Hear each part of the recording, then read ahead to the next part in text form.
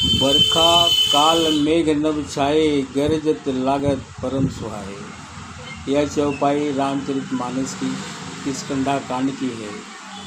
भगवान रामचंद्र जी अपने छोटे भाई लक्ष्मण से कहते हैं, बरखा काल मेघ नभ छाए, गरजत लागत परम सुहाए। सचमुच ही यह मौसम बड़ा ही सुहावना है, लेकिन इस सुहाने मौसम के साथ साथ बीमारियां भी आ जाती हैं।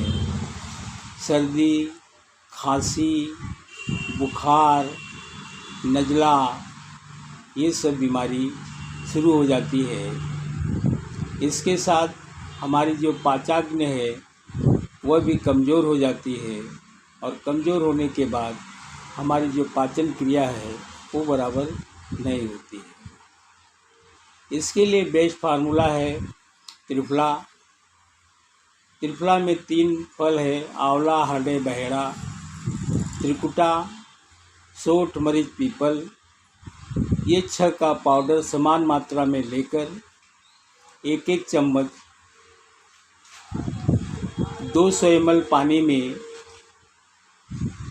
डालकर उसे पकाए। जब वह 50 ml रह जाए तब उसे उतार कर छान कर 25-25 ml सुबह शाम लें।